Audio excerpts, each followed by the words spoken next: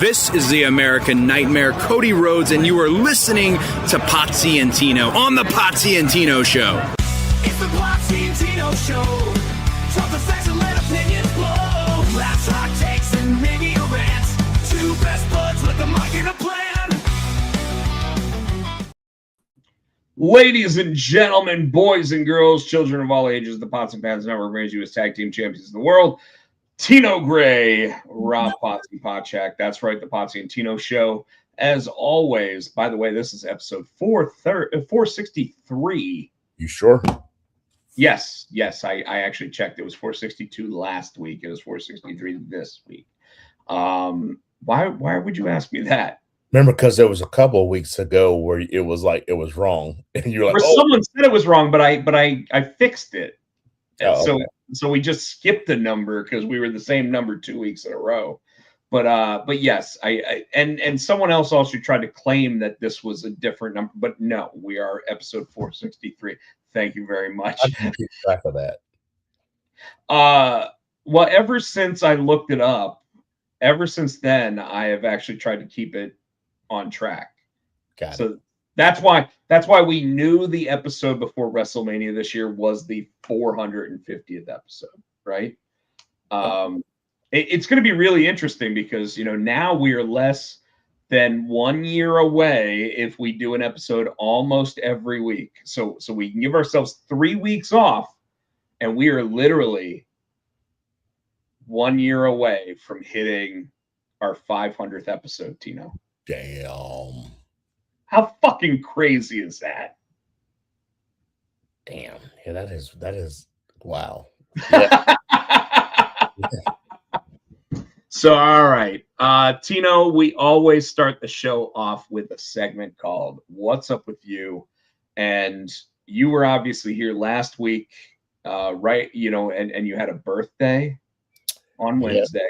Yeah, dude. We had a good and I just took the day off and just chilled with the family, and then we went into the Fake Key and ate dinner and came back, had cake and opened Wait, hold the Fake Key. That's what we jokingly call it. So there's a Japanese hibachi restaurant right here.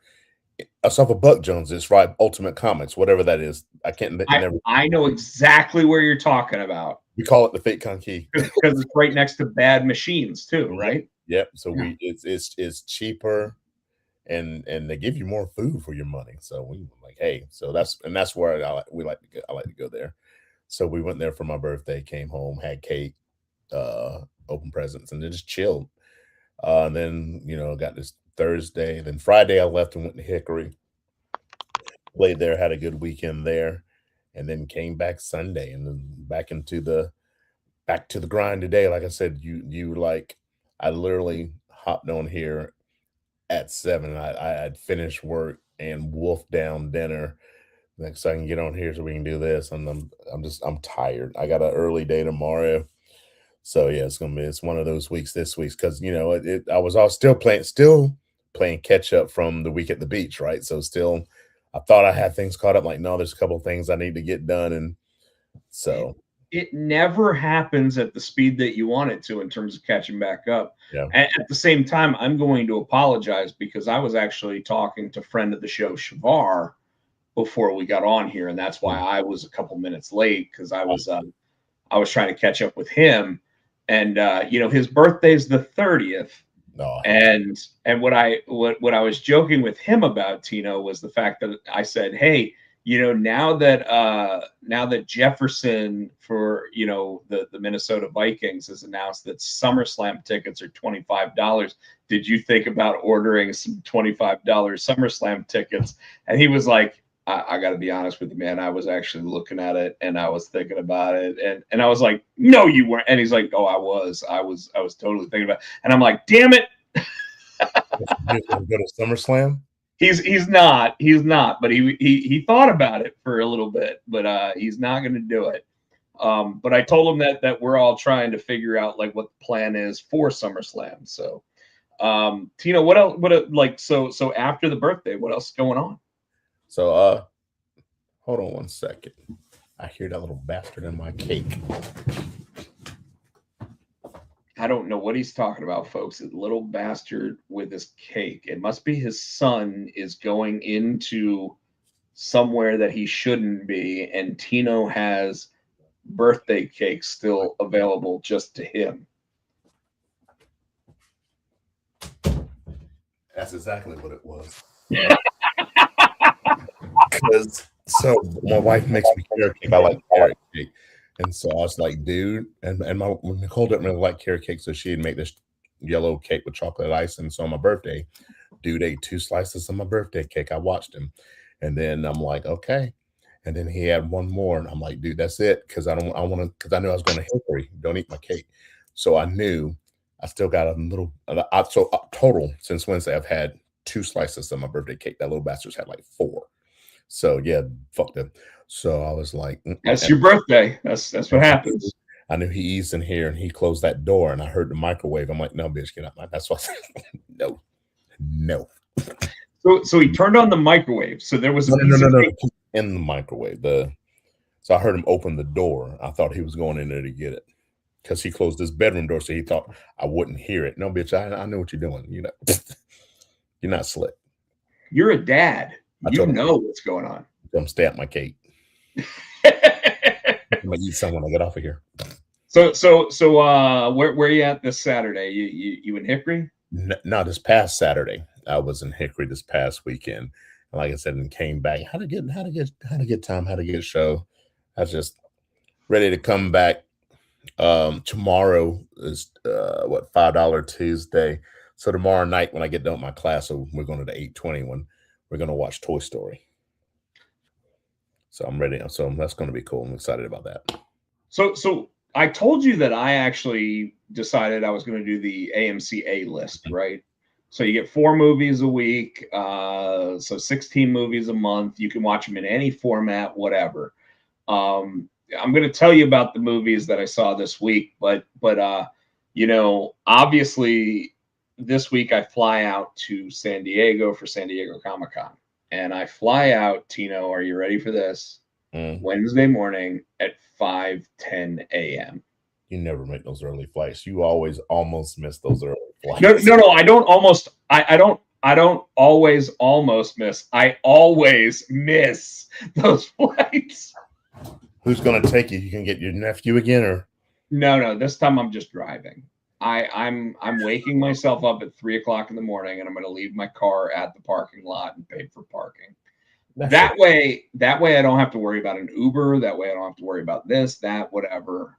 Like, as long as my 3 phones because you know how many phones I've got in this house. As long as my 3 phones wake me up at 3:00 in the morning, I will be at the airport in plenty of time to go and get on my flight. See, the thing is, your phones will ring. Will you get up? Oh, I get a free large popcorn. Look at you! Look at you! Getting that shit. So I'm going to be honest with you. I've started wearing earplugs when I wear my CPAP because you know how like the hose your hose comes right to your nose, right? My hose goes to the top of my head, so it'll just be like, and why is there a hole sitting there pushing air out in those things regardless? What do you mean? Well, yours, it has to. It's got like holes where like it's got an opening, so it blows air out as well as what it's giving you. Is that because of excess air? Possibly. Maybe it's a carbon monoxide. They want to be able to. Well, every time I move while I'm sleeping, and I move a lot, I'm not gonna lie, it'll wake me up because all of a sudden the air will be hitting a different spot and I'll hear it more because it's closer to me. So I started wearing earplugs. That night I won't wear earplugs. I will just, that way when the ringers go off on those things, it will wake me up. I gotta get a new one. A new CPAP?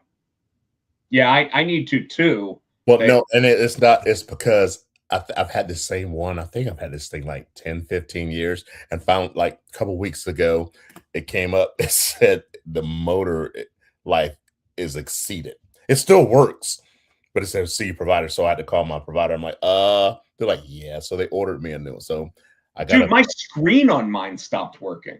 no, mine works. Mine still fucking I works. can't see anything on the screen. So I can't like change any of the so I just let it do what it does. Yeah, you might need to get that changed.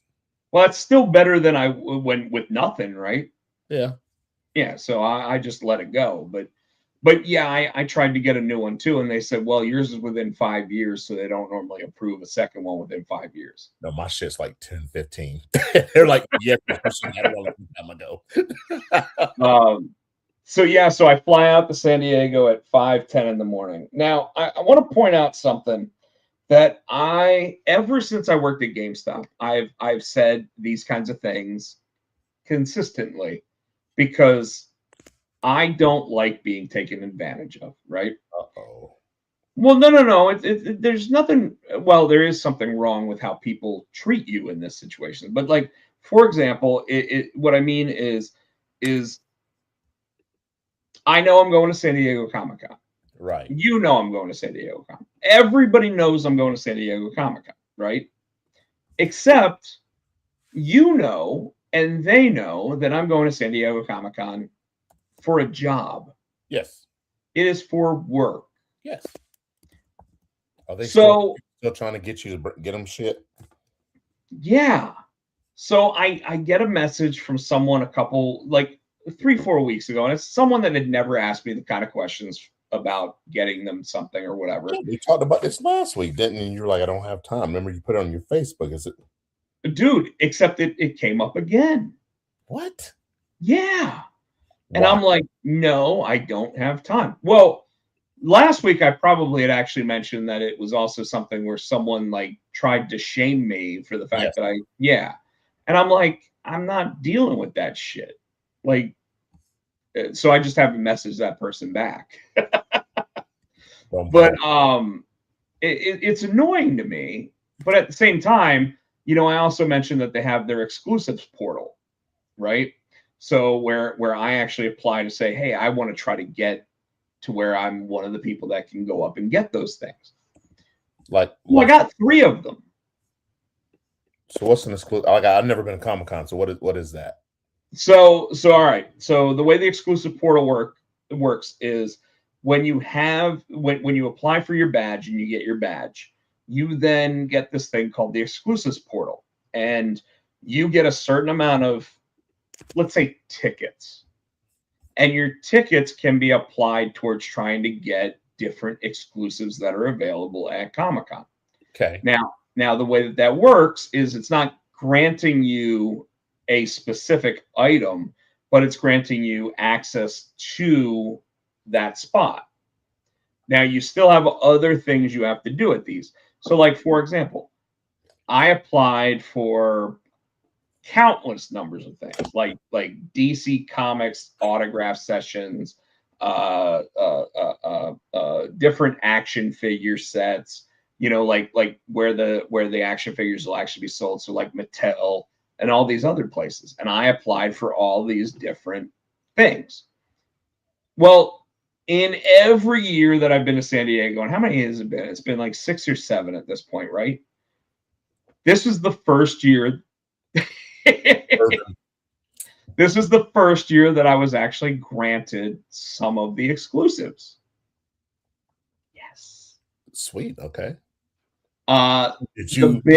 Did you tell somebody that you were granted the exclusives? No. Okay. So even before I was granted the exclusives, people have been asking all this shit. But the exclusives that I was granted, I got one for a DC Comics signing on Friday at like 3:00 in the afternoon, which is fine. So I have to figure out what books I'm going to bring to try to get signed by the people that are going to be involved with that signing, because I don't know if they're going to give you a book while you're there, kind of thing, right? Okay.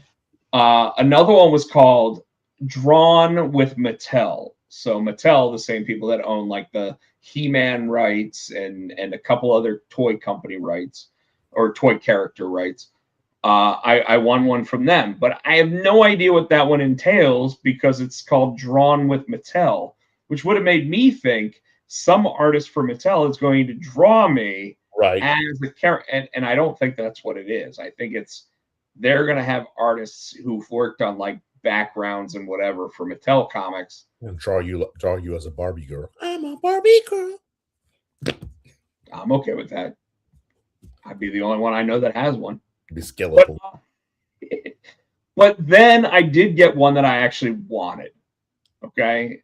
And the DC Comics one I wanted, but like the Mattel one, I was like, yeah, maybe that means that I can buy one of the cool He-Man toys or T-shirts or whatever that they've got. But I did win I did get access to the Topps one, so I can buy a box or more than whatever. Like I think you can buy one of everything that Topps has to offer for their stuff. And one of the things is called the Topps Mint cards, where it is a premium collection of cards, and there's like 3 cards in the box, and you buy a box of cards for an exorbitant amount of money. It's like I think last year it was like $100 or $200. But I'm gonna do it because I've been talking to you about buying these trading cards recently. So I'm gonna buy a box of these cards, I'll buy as many boxes as they let me, but I'm gonna buy at least a box of the cards.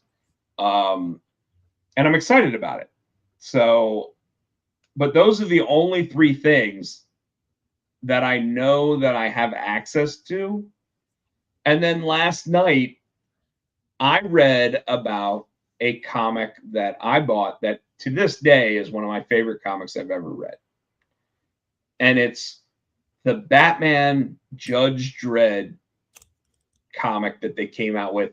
It's now 35 years old. Oh, damn. Okay. So my favorite Lobo artist, Simon Bisley, actually drew this Batman Judge Dredd comic called Judgment on Gotham. And this year it's 35 years old. And they put out an anniversary edition that is only available in Europe. And it's a hardcover collection. And the only time it's going to be available in the United States is at San Diego Comic-Con. Yep. So Wednesday night, when I haven't told anybody that I'm going to be doing signings or anything, that's what I'm going to wait in line to buy. Now, when you get like these special, is it like a fast pass at Disney? Like, so you've got this so you can walk by regular people standing in line. You know what I mean? So it's even different than that. So the way that works from what I'm reading. So, all right, the DC Comics one and the and the Mattel one, I have to get up between 6 a.m. and 9 a.m. to gather a wristband for those events. Okay. And then when those events start, you get in line, and they only have so many of those wristbands. So like you're guaranteed a spot if you have one. There's nobody else getting into those. Got it. Okay. The Topps one, there's no wristband, but it's like you can come between 10 a.m. and 1:30 p.m. and you're automatically included as long as you can provide information that shows that you have one of those passes. So yeah, to your point, yes, it's a fast pass, but it's a fast pass in the sense that nobody else gets this shit. Got it. Like last year, Topps went so poorly that so many people complained that I think that's why they signed up for this exclusivity thing. Because now only the people that have that exclusives portal are able to buy it. Last year, I went up and it was like I was logged in, I clicked the button, and then it said it's sold out. Then I clicked in and it said it's sold out. Then I clicked in and said it's sold. So and it literally was like 2 booths away from me, and I wasn't able to do it. This year, they're on the exclusives portal, so you had to do the exclusives to be able to get one. So I should be guaranteed one of these. If I am not guaranteed one of those, I am going to come on this show next week, Tino, and I am going to lose my shit. So yeah, so that's what it is. When I get to San Diego on Wednesday, by the way, I get in around 9:30 in the morning. I'm gonna head right to my hotel because that's about the latest time that you can actually get the Ubers or whatever to actually drive up to your hotels. Because otherwise, like the day of, like if it was Thursday, there's no way to get those Ubers even within like 2 blocks of where you're staying. Ah, damn. Like the streets are just closed off, so you cannot do it. But I'm gonna get dropped off. Gonna drop off my stuff at the hotel. Hopefully, have my hotel room ready. If it's not, no big deal. I'm gonna sit there, drop my stuff off at the concierge, and I have a creator lunch at 12 o'clock on Wednesday. And that's just people that have RSVP'd for a party, for a barbecue joint, whatever. We're all going to meet there at noon. And then Comic-Con actually starts at like 6 p.m. to 9 p.m. that night. So after lunch, I might go back to I might get to my room, take a nap, and then make my way over so I can try to buy that Judgment at Gotham book. So when would you get your stuff set up? Like you said, you're gonna drop it off the concierge and then go to that lunch. And so I am not the person setting up my booth. I'm gonna say I'm talent at the show, but I will be overseeing like what's going on. But Keenspot actually does have a team that will show up, set up the booth and everything. So all I have to do is show up at my guaranteed times to do signings and whatever. And that's the least I have to do. I will do more because I always do. But that's the least of what I need to be there for. Cool. So right now, the least I have to be there for is 12 to 2, Thursday, Friday, Saturday, because I'm doing signings each of those days from 12 to 2. Otherwise, the only other thing I have to be there for is I am the host of the Keenspot panel Thursday night from 6 to 7 Pacific time. So 9 to 10 Eastern time. I will be hosting the panel and talking about all the comics and everything else that are coming up from our company. So all that said, it's gonna be a ton of fun. The first day is gonna be a bit of a wild one because obviously I've got to fly in and everything else. And then the last day is going to be a bit wild because I fly out that night and I fly straight through the night. So, but yeah, it's going to be another fun time. I urge everybody to keep an eye on our on my Instagram account, maybe my TikTok account, because who knows, maybe I go live on TikTok since TikTok's been begging me to go live for like the last month. What? I don't know why. They keep saying, hey, go live on TikTok, see if you can get more followers and blah, blah, blah. And they've been begging me to do it. So maybe I go live on TikTok during San Diego Comic-Con, which kind of makes sense because like I'll be there, I'll be walking around, I'll be doing lots of weird shit. So I mean, having it live for 5 minutes at a time or whatever is probably not a bad idea. But yeah, we're already half an hour in, so I don't want to take up too much time with that. Cool. Especially because I just made you watch something, Tino. I made you watch Marvel before San Diego Comic-Con decided, fuck it, we're dropping the Avengers Doomsday trailer. Not even coming out till December. Not even well, yeah, but hold on. How often does the first trailer for a movie only come out 5 months before the movie comes out? It always comes out before that. Like you always have like a year and a half where you're like, oh shit, I can't wait for that damn movie to come out. Like the Batman 2 with Robert Pattinson dropped its teaser trailer. Now, literally, it was just him going. But they dropped the Batman 2 teaser trailer. It doesn't come out until February 2028. No, that's not what I was going to say. How do you feel about Robert Pattinson as Batman? Well, I just watched The Odyssey. and he was excellent. But you saw the original one. Well, he's already done one Batman. How do you like him as? I can't get past, and I say this all the time, and Matthew laughs at me. I'm sure he's a good actor. I can't get past the Twilight, the shiny vampire thing. I can't. So every time I see him, I think of the fucking shiny vampire. I think of him and Edward in Twilight. I can't get past it. You know, like some people get typecast, like Lieutenant Dan. Every time I see him, even when he was in the damn CSI, he's still Lieutenant Dan. You got your legs. I love Gary Sinise, by the way. You were chasing them criminals. You got your legs. Lieutenant Dan, she tastes like cigarettes.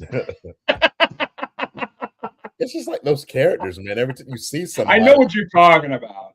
I can't get past it. So can I tell you something about what you just said there? Oh shit. No. And this just shows my wanting to believe it's real, right? So growing up, one of the first movies I saw, now granted I was born in 77, so the first Superman movie came out in 1978, right? So when I was a child, I saw Superman 1, I saw Superman 2, Superman 3. I saw all of them, right? And I always thought when I saw Christopher Reeve, it was either Clark Kent or Superman. Mm-hmm. And then I randomly saw him on some CBS movie of the week. You waiting for him to go? And I was waiting for him to become Superman. The entire and like my parents are watching it and they're like telling me to shut up because I'm sitting there going, when's he gonna open his shirt and be Superman? And they're like, would you just shut the like I was the same way with fucking Linda Carter and Wonder Woman. I'd see another shit. When's he gonna spin? When's he gonna Yes! Yes! That makes me laugh because I was the same way. Well, it's because we didn't have anything that dispelled our disbelief. Yes. So everything was believing what you saw. That's why when the very first War of the Worlds was on the radio and Orson Welles is telling people, there are Martians attacking the cities right now, people freaked the fuck out. Not when Tom Cruise was in that movie because it was the war of Tom Cruise going through New York City. And he's Mission Impossible. When you gonna do your shit? But like those films growing up, how was I supposed to know that the guy that was Superman wasn't the same guy? Yeah. And because of that, like just like when they did the Superman and Lois, the one that did on CW, the guy that plays Superman, motherfuckers on Teen Wolf. When you gonna wolf out? Well, I want to point out that I asked. So all right, I'm going to stop you right there, and I'm going to say. So I asked you if you watched a certain movie this weekend, and if you look at the little thing on the blurb on here, it's the last thing that we've got. Obsession. I marked it. I was going to watch it last night, but I passed the fuck out. I'm going to because you're the second person that's talked about that fucking movie. I'm like, I need to watch that movie. So I'm going to point out right now. You just brought up Superman and Lois. The girl that plays Sarah on that show. What's that? The girlfriend, the girl he liked. The Jordan Kent's girlfriend in it. Yeah. Is the girl that's obsessed. I thought she looked familiar. And dude, you're the second person that's like, have you seen that movie? I'm like, no. And they made me watch the trailer. I was like, holy fuck. Dude, I'm gonna tell you right now, you pull up Peacock right now, and we've got someone in the comments. We've got another one of those streamer things. Yeah. I'm gonna say right now that when you pull it up on Peacock, and it's one of the things that's like listed on like their just scroll down and you see it kind of things, right? It's got her just standing there, and she's like, I'm so happy to see you right now. Are you happy to see me? Are you coming to see me? Really? When? When? When? When? When? Oh my God. And here's the craziest part about it. And I don't know if it's just my TV that did this, but when it first starts out, it's not clear. It's kind of still like okay, where when your Wi-Fi is still clicking in. So she starts out not in focus. And then she comes into focus. And then she's like, when? When? When? When? And she just screams it out, and you're like, I gotta find that shit now. it's and the movie, like, I'd wanted to see the movie anyway, and I told you I signed up for A-List so I can now see these movies. But I knew that we were at the point where it was. Was it in the theaters first, and now it's on Peacock, or was it Yeah. always? But no, but now it's on Peacock, and dude, I would watch it before I'd watch Raw tonight. I'll just say that. What? I would. That good? That creepy.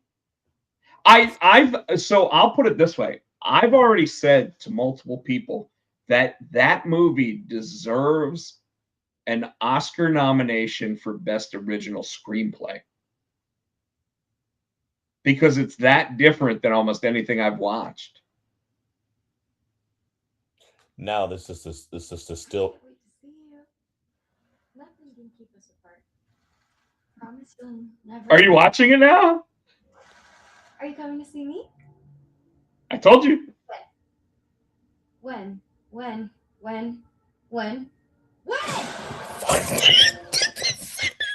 She goes, I'm sorry, I'm so good to see you. Hi. And then all of a sudden it's. And she's hot too. She's young, but she's hot. So I'm assuming she's at least in her 20s at this point, because that's my daughter's age. I can't. Well, I know what you're saying there, but my point is that like you don't have to worry about her being underage in that. So I might have to fucking not watch Raw tonight and watch this movie. Dude, I'm telling, but be ready to be freaked the fuck out. I love shit like that. You know me. I'm like, hell, oh brother, bring it on. And then so for me to say that, though, that's saying something, right? When I finish it, I'm gonna text your ass too. That's fine. That's fine. But I also saw The Odyssey this week. Was it good? Because I'm like, it looked boring. You know what I'm saying? I read the book in high school, and I'm like, I don't know if I want to waste my time. It's excellent. Okay. It deserves to be seen on the biggest screen you can watch it on. Okay. I literally just posted, and you know what? I'll try to send it to you after the show. But I literally took it from what other, like, where it shows what regular screens look like versus what IMAX screens look like, kind of thing. And there is such a difference on the type of film format. Really? And Christopher Nolan, based on doing, because I saw it on regular screen, so I didn't get to see it on anything special. So when I get back from San Diego, I will most likely go see it in IMAX so that I can actually see the actual difference. But dude, I mean, the authenticity of The Odyssey is incredible. The guy that did the music for it actually found ancient Greek instruments to play the music. So it wasn't like a regular symphony orchestra or anything else. It was finding lutes and different types of sounds that they would do back then. The effects were almost all done. And when I say almost, because some things just can't be done practically anymore, but almost all effects were practical effects. So if you saw a boat and you saw people on a boat, they actually did film it on a body of water. If you saw something that was like a giant cyclops facing off against these regular sized men, there was either a way to distort the image to make it look like people versus a giant person, or it was a puppet that they had. It was not CGI. So there were some CGI effects that you just have to do, like probably catching things on fire and shit. But otherwise, everything in that movie is as practical affected as possible. And that's just not done anymore. So it's incredible. The entire time I was watching the movie, I was watching the film, and me being the person that tries to pick shit apart, I'm sitting there looking for, oh, well, that's CGI. Can't find it. And come to find out, when they're filming in IMAX on IMAX actual cameras, they can only film 3 minutes at a time before they have to put film in there. Really? Why? Because that's how much film it takes up to get it in that format. It does it in 3 minutes. So like the actors sometimes are told hold, and you've got to hold your position before you continue acting, because they have to actually pull the film and put new film in, because he was doing it with film rather than doing it with digital. Wow.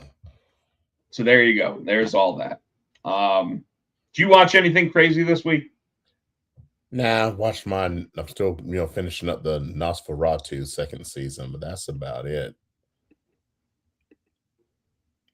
I watched some stuff, but I already talked about like these two things, and those were the things that I actually like really was like, someone needs to watch these. So yeah, I do need to go back and watch that damn the movie though, Obsession. I am gonna watch that shit this evening.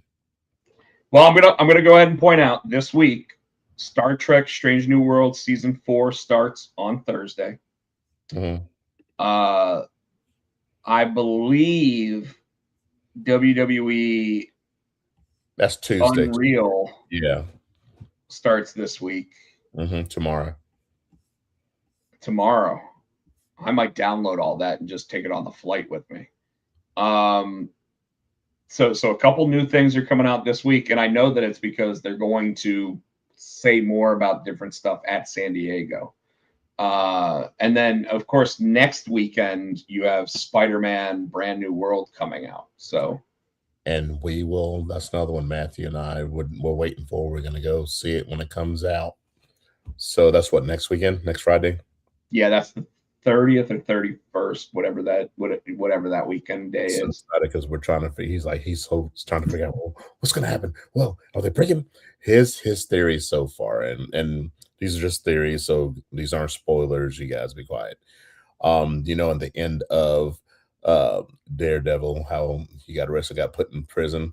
Well, Matthew's like, well, Spider-Man, look, he's in a jail and he's fighting the Hand. What if he's breaking out Daredevil and he has to fight the Hand? I'm like, okay. And they got the Punisher in it. I'm like, okay. So it's awesome. Just listen to his theories and what he thinks gonna happen. He's just excited. He's like, the Hand, Dad. You were stuck. He was fighting the Hand. I'm like, I know. I see, buddy. I literally had someone call me today and go, so what do you think? And they want my opinion. And I'm like, do we really want to go here? Because obviously, as a creative, I have my own theories. I have my and you've seen when we're talking about pro wrestling, a lot of times I'm like, blah, blah, blah. And then it's like, oh shit, they did that. And it's like, speaking of being a creative, and it's kind of off track, but it reminded me, we were waiting to get into the Fake Con Key, and I stopped in an Ultimate Comic. I was looking for your comics. Where exactly, like if I was looking for like your comics, where would it be? I was all over that store trying to, well, would it be here? And the person was helping somebody else. I'm like, I'm just looking, and that really mean anything. You should have specifically asked where my comics are in that store, because it would be interesting, and I would love to hear what they have to say when they have none of my comics in their store. Oh, they don't? Oh. I'm not saying they don't. I'm just assuming they don't, because most people that buy my comics don't buy from Ultimate Comics. Now, so I buy from Fight or Flight Comics in Triangle Town Center, or if I'm out in Fayetteville, I go to Dragon's Lair. I'm not saying they don't carry my books. Anybody that asks for my books can get my books ordered before they come out at the store. But I would love to hear what they say to you as someone walking in and going, hey, I heard Potsy has a new comic book coming out. Do you guys have it, or is it out yet? And I just want to hear what they have to say. Because that's the store Matthew wants to go work at, so he's going to try to apply there. So I'm like, that'd be my end. Hey, keep an eye out for Rob's comics, buddy. See what they say. Well, I mean, that all comics have to be ordered prior to coming out. So, for example, Junior High Horrors Run and Hide has to be ordered by the 27th. No. I know what you're doing, but it has to be ordered by the 27th at a comic shop for them to get it. If it is not ordered by then, they're not going to get any copies. But I guess what I'm saying, that comics that you just have out, like I wanted to go see. So a lot of times they're either sold out or they just didn't. They never carried them. Okay. Yeah, because I did. I walked around that store. I was looking. I'm like, I don't see it. I would love to. Tino, I'm serious. I would love to hear what the employees have to say if you actually ask for those books specifically, because I want to hear what they say. Because if they say that they can't get them, that's not true. If they say that they don't carry them, that's different, right? Okay. If they say they don't carry them, and I live locally, it's kind of bullshit too. Yep. But I've never actually had the conversation with them about whether or not they don't carry them or can't get them or what the deal is. Because if they say they can't get them, I can bring them a fucking box of comics. Anyways, no excuse. There really isn't, man. And if they say that they don't have space or anything like that, it's also kind of bullshit. I mean, like, we've seen how big that Carey store is. So, and the staff's always been super nice to me. Everything else, but you're not the first person to sit there and say I looked around and couldn't find any of your comics. Okay. And by the way, I just finished. I just sent you a cover for a book that you did. It was awesome. I meant to tell you that. I was like, this fucking looks cool as hell. Yeah, we can't show it. We can't show it to the audience yet, but I sent you that today. When I sent it to the creator, he was like, oh, dude, because there was some work behind it where I thought it was about a World War II thing, so there might have been a swastika on there. Oh no. And then no, not for a bad reason. Like, you can still show swastikas as long as it's not glorifying it, and it was not meant to do that. But then he said, no, it's a World War I thing before it was actually a party. And I was like, oh, so I was just able to go whoop and took it off of there. Got it. But when I sent it to him the second time without it, he was like, oh shit, I really like that. So yeah, we'll talk about that more off the air because as it becomes closer, in fact, maybe Thursday, I'll be able to actually show it and announce it, but I'll be in San Diego, obviously. So if we're doing a live stream of our panel, maybe I'm able to sit there and show it off after that. But until then, figured I'd just go ahead and let everybody know. Was working on some new work. Also working on some trading cards and stuff, but I just got something that said that the sizing that I sent them wasn't correct. Right. So they told me I need to resend the files. And that kind of pissed me off. So I'm not going to deal with that until probably after San Diego. Anyways, let's go ahead and start talking some pro wrestling. Where do you want to start, Tino? Because a lot of times when we have a show that's like a PLE or something, so like a Saturday night's main event, we don't necessarily talk about Raw or SmackDown. but I still think there was some important stuff on those shows. I'm trying to think. The only thing that I can think of that was important, and I don't understand, there's a couple things I don't agree with. Well, I put up Raw, so we did have the number one contenders gauntlet match for the Intercontinental Championship, yes, which was Dominic Mysterio, Rusev, Ethan Page, Joe Hendry, Javon Evans, Dragon Lee, and Chad Gable. See, I don't agree with who won that. I think it should have been either Chad or Javon. Again, let's push some of these newer stars. While Ethan is a newer star, did I say that wrong? I thought Chad won that. Oh, did Chad win? I'm looking. Hold on. I thought Ethan won it. I'm pretty sure Chad won. Still looking. Hold on. Here we go. Okay, I found it. Gable defeated Page at the end. Oh, okay. Well, then I agree with it. My bad. I'm happy. Although Gable's not exactly a young buck. No, but I like this. I like the because he's. I like his push. Yes, and I like the art they've got. Also, I'm waiting to see what they're going to do with Otis and Tozawa now that Maxine's totally kicked him to the curb. She kicked him in other places too, but you know, right after the Chad Gable thing, you can't teach that. I must have fell asleep now because I didn't see that until like the next day. I'm like, how did I miss that? And so, but it's only one of them so far. Yeah, and they said, I saw that Enzo put on his Instagram like a picture of him just teary-eyed. So they're like, well, is it because he's happy for him or is it because he's going by himself? So they kind of, because you can't have Cass without Enzo. Well, you did in AEW. Yeah, but that's AEW. They weren't together in AEW. If Cass comes back to WWE, they're gonna want that smoke outlaw. They're gonna want the smoke.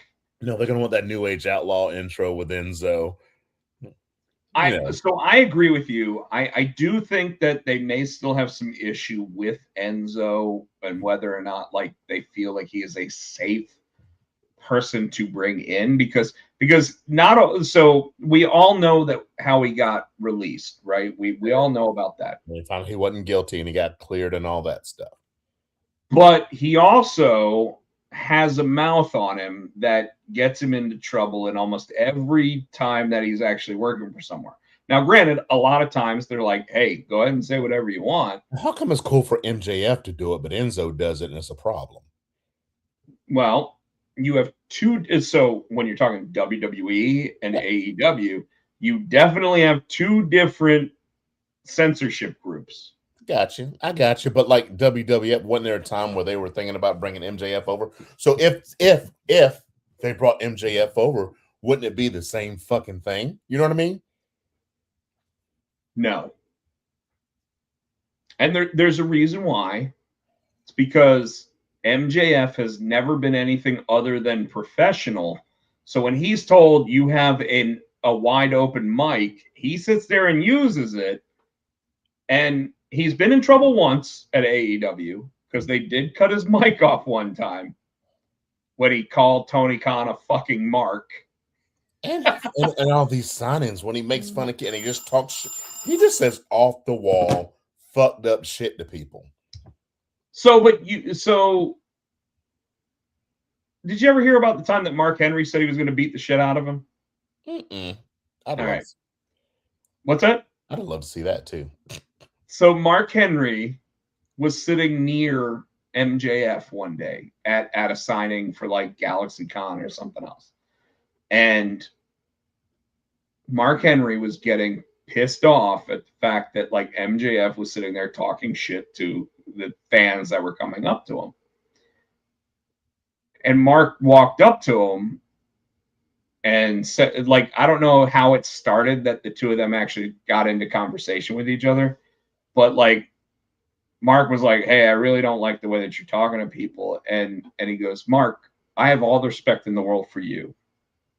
I don't want you to think I don't.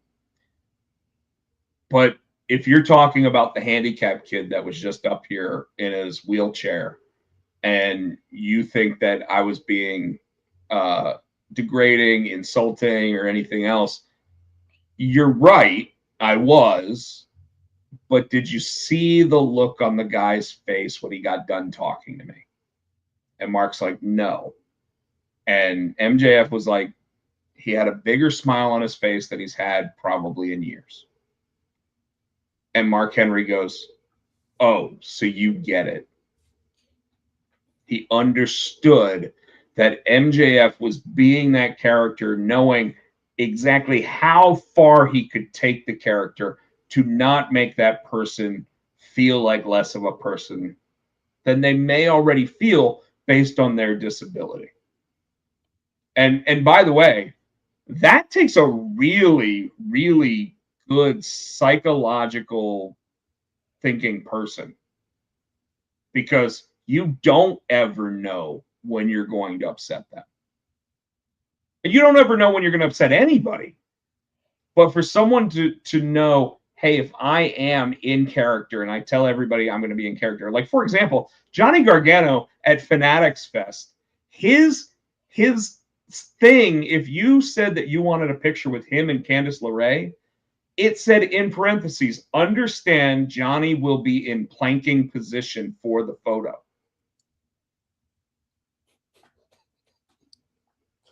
Because that's his character right now. And on Twitter, Johnny replied to that saying, keep in mind, this is accurate. So think about that. Like, would you want your picture with Johnny Gargano right now with him laying down? Probably not. No. You you want to be able to have your arm around it. Like when we took our picture with the Motor City Machine Guns. That was fucking awesome. Like, we're sitting there, we're like, what do we do with our hands? Like, you know, like, and they're sitting there and they're like, you know, and it was just a fun moment, right? Roddy Strong. Roddy is sitting there getting like this. And it made the moment. You know, like he's even sitting there going, I don't know how I'm going to sit there and yell Potsy and Tino. He figured it out, but we and told him. And that motherfucker figured it out because he's a goddamn pro. He's like, I'll probably just do one. So I'm like, all right, whatever. And then he nailed it. Yeah. Well, and he almost got you to jump out of your shoes because he's like, Potsy, Tino. You're like, because you were only expecting one. Yeah. But that just goes to show you, like those guys are willing to do whatever it takes to be who they are. Like Roddy was 100% in character on camera. Yes. He wasn't necessarily 100% in character when we were talking to him. But he was cool. He was just normal. When I met Danhausen the first time, not the second time. Second time he was 100% in character. First time that I met him, he had the makeup on, but he was just Donovan. He was just talking to me. And that was great because I was like, I didn't expect that. That's okay. And you know, he went on Van Vliet and was talking about how, like, when you are somebody, you can't be them 100% of the time. If you are, you're either going to upset people or you're really going to have to live the gimmick. And MJF truly lives the gimmick. And I think that when you pay to get an MJF autograph or anything, you anticipate that he is going to find something to insult you about. Like me, it's going to be this little spot on my head right here where I don't grow hair anymore. and it's almost making that like Cul-de-sac Island appear. You know, like, I know it's there. I don't like being told about it. But if MJF brought it up, I would be able to do nothing except go, I anticipated this. Like, you can't expect him not to be okay what you're paying for. So wouldn't it be the same with Enzo? Yeah, except he's living his gimmick. Well, he is. It's just, I think that the company worries more about that. Okay. I got Like you. I think I see the difference. I see the difference. Yeah. I think if MJF were to sign with WWE, he would have a conversation with Ari Emanuel and Nick Khan and the guys that actually run TKO, because he would want to know what exactly it means to work for the company, right? Because I mean, look at Roman. Roman has carte blanche. He can do whatever he wants. He can say whatever he wants. His cousin, The Rock, literally sat there and said, "You don't turn the camera off till The Rock fucking tells you to turn the camera off." And then back in the day, McMahon, what was it? Hogan must pose. Yeah. You know, but there's a big difference between the McMahon era, Hogan must pose, and where we are now. But you know what I mean? So when it comes to Enzo is uncharted territory. Because the things he said about the company since leaving the company and the way that he handled himself when he left the company, yeah, sure. You could say he did the same thing Matt Hardy did by going into the audience. But Matt Hardy was immediately taken out, and Enzo tried to start something before he was taken out. You know what I mean? Yeah, we'll see. In different times and different eras, like, and two, I mean, you give somebody a second chance, he might have matured. How many times was Shawn Michaels an asshole, alcoholic, drunk off his ass, high when, you know what I'm saying? And now he's like, good. Now he's telling you that you need to be born again. That, or just he just changed, he matured, you know. Well, I know, I agree, and yes, there's the possibility of that, but based on what Enzo has said in public, I would think that he has not changed. Right.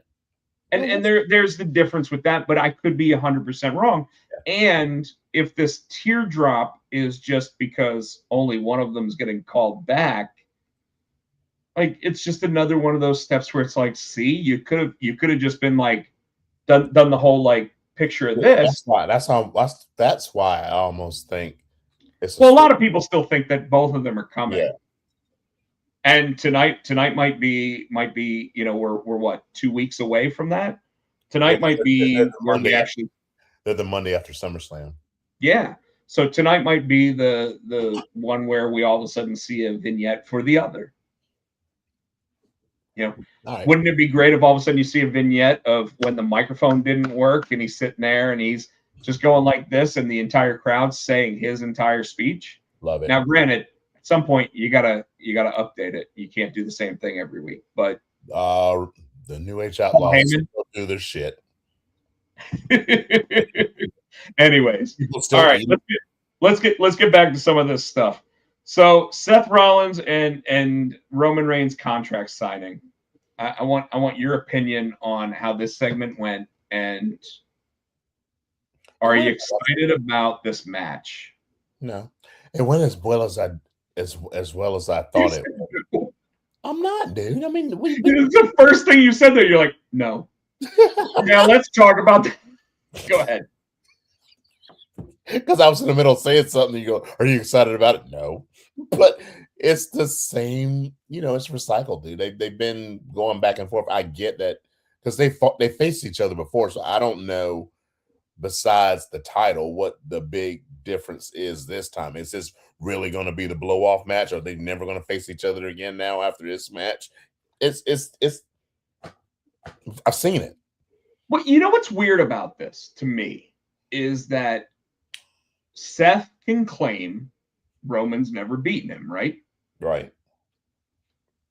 So why would Seth be the one creating the tension to have a match with Roman? He wants the belt that he never lost. But Roman could just say no. But he didn't. That's why he pulled out, "You've never beat me." Now he's pulled Roman's punk card. Roman's like, "Yeah, you're right. I got to beat your ass." That's like unfinished business for Roman. I see why, you know, Roman's trying to prove his point. Seth's trying to get that title back. I don't care. I've seen the match. So we've established that you've never beat Seth, which means Roman's going to get his win back.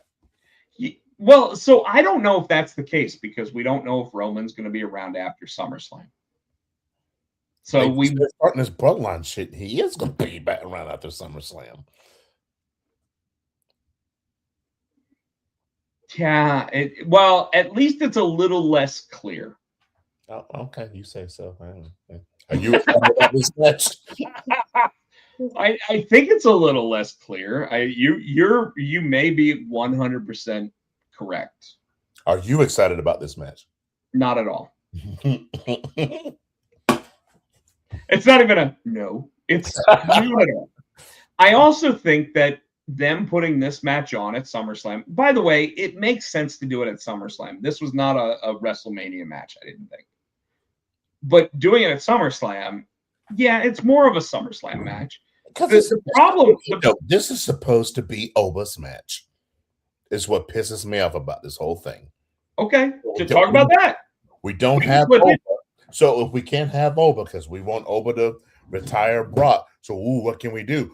Oh, well, we recycle shit like the Bloodline. Let's recycle the Shield feud, and let's have. No, I'm not excited about it. Clip that. This is Oba's match, and it's bullshit that they let him go on a fucking rampage, beating everybody's ass, and then he got up there on that fucking thing. What was it, last week? And pretty much said, "Oh, I'm scared." He didn't say this, but I'm paraphrasing. I'm scared to go after the title because what if Brock comes in and costs me the title? Well, he didn't say I'm scared. And by the way, he's 100% right. The way that WWE programming is overbooking matches, Brock would have cost him that title match. Yeah, that's 100%. Like we can talk to that till we're blue in the face. The fact is that the way that Triple H books those fucking matches, Brock Lesnar, if this was Oba versus Roman Reigns right now, Brock Lesnar 100% would involve himself in that match. That's just like I thought, and so I'm almost hoping, and this will bring me nothing but glee. Drink some bourbon. This will bring me nothing but glee, depending on where that match is, and because the world titles will probably be like main event. Is that Brock match a main event? I can't remember. I hope so. No. I want it to be first. So Oba beats Brock, and then he goes, "You know what? Change my mind. I do want the fucking title." Right? And then either way, I'm happy. If Roman wins, and I really hope it's himself. I hope what happens is this. I kind of like your idea there, except Oba gave up his world title match. That was established last week. He said he was going to put, but as long as he's got that King in the Ring, I'm thinking. No. They said last week that he gave it up. Oh, I thought he still was able to go for it. He gave it up. No. He said he can go after it at any time. That's bullshit. But I don't like. They said he gave it up. So I like what you're saying, and the way that I would end night 2 of SummerSlam, if you're going to have Roman versus Seth as the main event, is after Roman wins or whoever wins, but I would say Roman. I would have the lights go out, the green lights come on, and him come out and him do his thing and just stare down Roman and be like, "You're holding my belt." I didn't know he gave it up. I wanted him to come and fucking cash it in. Yeah, they officially so he did exactly what Cody tried to do at WrestleMania 40. Give up his title match so The Rock could have it and he'd get it at a later date, whatever. And then they basically said, because you said you wanted Brock, you gave up your WrestleMania or your world title match, which I think is bullshit as well. I would have loved to seen him after everything was said and done. Whoever was the champion at SummerSlam, he comes out and goes, "The ruler is ready for his match." Well, then I hope he fucking wins Money in the Bank. I hope Sammy wins Money in the Bank now. No, Sammy had his fucking time. It is fucking overtime. Yeah, I'm so sorry. So Oba's hotter than Sammy right now, and they need to strike because that's why they waited too long on Sammy, right? I'm like, he's not as hot as Oba. He's hot, all right. He's not as hot as Oba. That's their fucking problem. They get somebody so fucking white hot and won't pull the trigger. They did it with Sammy. They did it with Kevin. They did it with LA Knight. so I'm taking this down because we're not talking about Raw right now. We're literally just having this like, who's hot right now in WWE? I think Oba's hot. Oba's hot. I think Sammy's Sammy hot. could be. Yes, Sammy could be. Sammy's not could be. Sammy's hot. What's my man? What's my name? Trick's kind of like he's lukewarm right now. He was super hot, and the more they use Little Yachty, the more he cools off. No, I think he's still. I'm gonna say that he's below Sammy. Obviously, WWE thinks so too, because Sammy is world championship material now. Well, that's because they haven't. I know. Trick will be LA Knight. Yeah. Chad Gable. Chad Gable, if they had struck immediately and said we're putting him against Cody Rhodes when Cody Rhodes had the world title, he could have beaten Cody Rhodes, and we all would have blown the roof off the fucking place. The 50-year-old CM Punk is hot. I don't think so. Although I do think he's going a little more heel over the weekend. I'm going about that pop that I'm talking. That I'm including the pop. So okay. They've been in CM Punk heavy cities recently. Obviously, Chicago when he won the title, he's gonna get the second biggest pop tonight. I mean, even if they're not in that, he was fucking. Where were they Friday? They weren't in damn. Well, all right. So let's utilize the people that we just talked about. CM Punk is hotter than Cody Rhodes right now, right? So CM Punk should maintain that championship after SummerSlam. Sami Zayn is going to be left off of the SummerSlam card right now. Yep. And yet he is probably the second or third hottest person on the entire roster. In your opinion, though, because you're Sami Zayn. It's not just my opinion. I don't think so. I'm not the only one saying it. Sports Illustrated saying it. Bleacher Report's saying it. No, I'm kidding. But you're sticking together. You, Sammy, and Becky.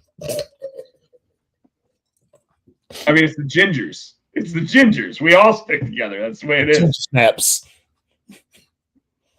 But my point is that it does feel like they're getting ready to revert to conspiracy theory Sami Zayn. And if they do, that was his best character. Yeah.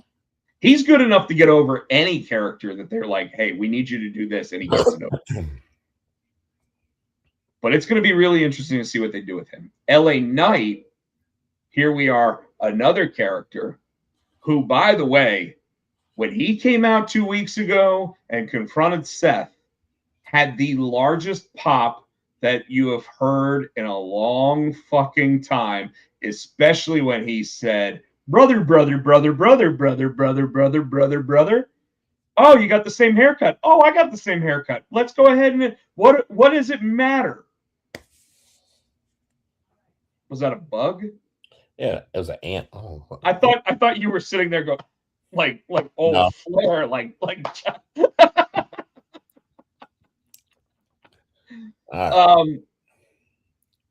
LA Knight is hotter right now than he has been in a year, but still not as hot as he was when he was at his hottest coming up. Am I right? Yeah. But yet his pop in Chicago, dare I say, rivaled the CM Punk one because everybody expected CM Punk. When he sat there and said, everybody's saying and it went LA Night in Chicago. Mm. That place exploded, bro. And I'm throwing my Vince Russo at you. Okay. Sorry. I'm still kind of laughing at that one because I realized I said bro. Stuff up. All right. Trying to think. That's it for Raw. I don't know. And yeah. Oh, there's my phone. I'm like, look at where's my phone? Yeah, even Bleacher Report, the Rollins segment with Roman, they gave it a B.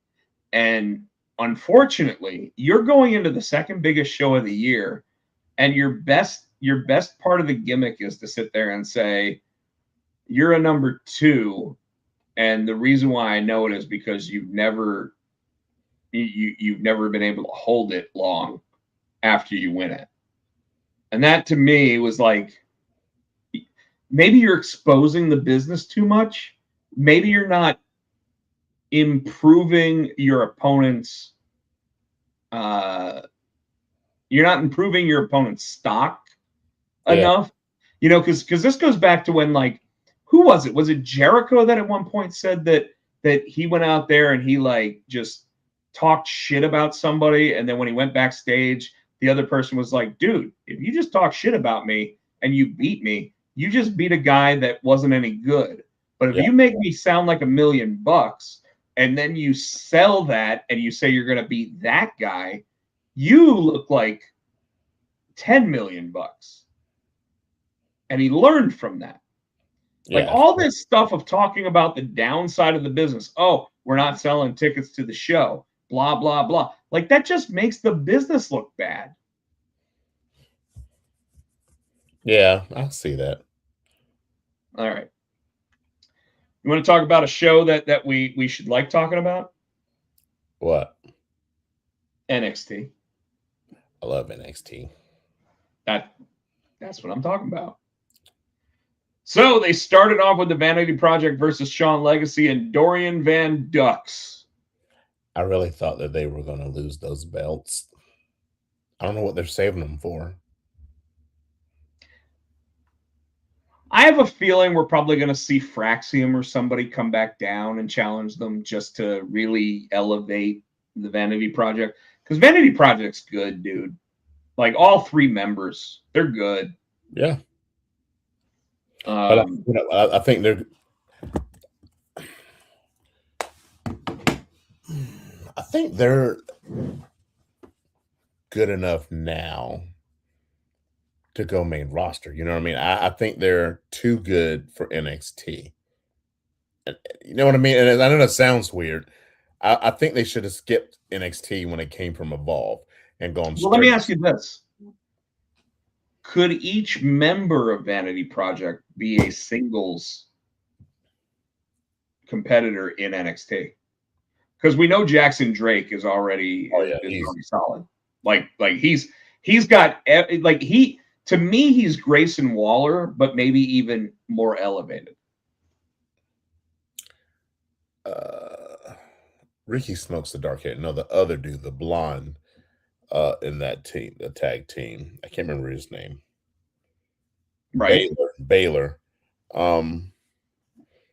I think he's the Shawn Michaels of the group. I think Ricky Smokes is good too.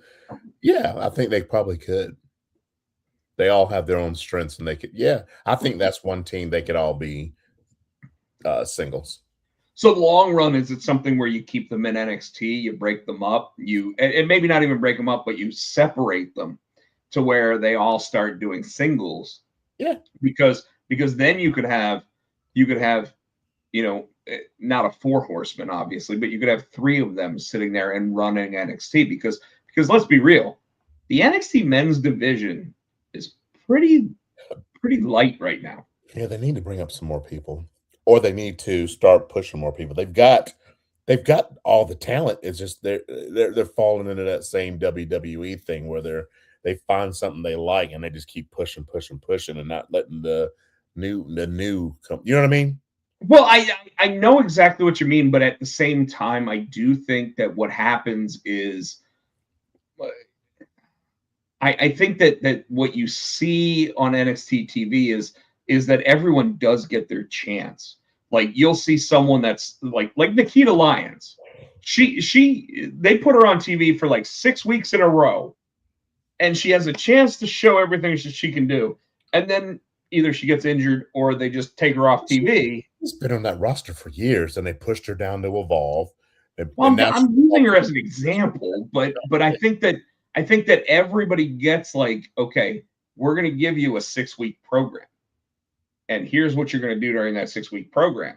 So, like for example, whoever's going up against Natalia right now or Natty is getting to go up against what's up? Jada Parker, who should have been pushed a long time ago. Right, but she got hurt, and then she came back, and now she's getting that push again, right? And even that, when she first came back, they were like, "We're going to have you lose a match or two." And I think that some of that with some of these people is because their ego gets too high. Of I've been on the main roster, I've done some stuff up there, and then they brought me back down to this. Let me go ahead and just tell you you're not on my level. And then Shawn Michaels goes, here's the deal. You're going to lose tonight, and it's totally like, as soon as he says it, it's like, oh shit, maybe I'm not on that level. And then they lose another match. And then finally he goes, okay, you've learned your lesson. Now it's time to bring you back to where you were. And now you don't have that ego anymore. And you're ready to sit there and be everything that you can be. And if anybody knows about ego when it comes to WWE, Definitely. it's Marty. No, I mean it's Shawn Michaels. It's obviously Shawn Michaels because Marty Jannetty never learned about what it takes to not have an ego. Just shut up. All right, let's continue with NXT real quick. Shiloh Hill interrupts Christian Angels, and I like this. I thought it was funny because Christian Angels was like breaking shit and whatever, and then Shiloh's like, "Hey, hold on a second on the big screen." It's not breaking my teeth. They gave it a D+. Of course they did. Well, I'll be honest. The Mr. NXT thing feels very similar to TNA's Mr. Not Vanity Project, obviously. Elegance. Yes, Mr. Elegance. Which, by the way, I can do with them never showing him on any television program ever again. Just saying. Why? You don't like Mr. I don't know. The kid might be good, but you know what? His gimmick fucking sucks. That's not his fault. Well, it's not unless he sits there and goes, my gimmick fucking sucks. Naraku versus Tate Wilder. Did Tate Wilder have any chance here? Nope. Again. Now, one of Bleacher those. Report gave it a C, and they had a fairly average outing that culminated with Naraku quickly and decisively putting Wilder away, which is what you expected here. Naraku is your championship caliber candidate, and Wilder's new and upcoming up the roster, right? Mm-hmm. So I'm okay with it. I probably would have liked more of a squash. Just saying. Okay. Next up, Zarya versus Nikita Lyons versus Lizzie Rain versus Izzy Dame. Now, first of all, I think they got a problem by having Lizzie Rain and Izzy Dame in the same match together. Yeah, Izzy. So you're with me on that. Yeah, I was confused. I'm like, Lizzie, Izzy. No, that's Izzy. No, Lizzie, Izzy. Dame. Also putting them in a match where Vicky DeErico is your referee is also distracting because she's the best looking woman in WWE. Okay. I was like, wow. She is. Vicky DeErico is stunning. Okay. But this match ends with Zarya obviously winning. Was it nice to see Nikita Lyons being in this position? Mm-hmm. Or let me ask you, and I want you to be real with me. You just said she's been in the division for a really long time. Are they super hopeful she is going to get there? Or is she just taking up space? At this point, she's taking them space. They're trying everything they can with her because, you know. And she's had multiple injuries. Yeah, and I think that's what it is. They're still trying to push her. I think they're to the point now, like, well, fuck it. She got the Evolve Championship. I think at one time they wanted her to be the NXT champion, and I don't think that's ever going to be. I think that she's probably expanded to the level that she's going to be at WWE right now. Mhm. That doesn't mean that that's where she's going to end up, but I think it is time that, like, so if another round of releases happened and her name was involved, I would not be surprised. Yeah. And I hate saying that because we always try to talk nicely about the people being released, but she's outlasted a ton of people. And I don't understand it. So you're with me on that one. Yeah, I don't get it. Yeah. All right. Jackson Drake versus Tavion Heights. That was a good match. I knew who was going to win. They gave it a C+. I like that match. It was a good match to me. Here's what's weird to me. They said that was a well-worked match that will end up being forgotten. It was a well-worked match. They gave it a C+. I would think a well-worked match deserves at least a B. Maybe they don't like who was in it. Well, they said, but it should have a direct effect on the North American Championship picture. Why? Why? Why wouldn't a good match just be a good match? Because oh, now you got me calling Grayson Waller. Fucking Jackson Drake. Jackson Drake wants that belt, and Tavion at one time was going for that belt too. I think they're trying to still keep Miles Bourne in that title, keep those two in title contention. I see what they're saying, but it was still better than a C match. Yeah, that's what I'm saying. Like when you say it's a well-worked match, it's not a C. No. Now, especially when you're thinking a D is like, ooh, that's bad, right? So it's a C is barely, it's below average. But I would say that if they're talking about this, it's an average match. So it should be a B minus at worst. Yeah. They gave it a C plus, but even a C plus sounds worse than a B minus. So I that's just my feelings on it. NXT Women's Championship #1 contenders match. Kalani Jordan versus Lola Vice versus Callie Armstrong. Do you think the right person went over? Do you remember who went over? It was Lola. I almost said Kalani.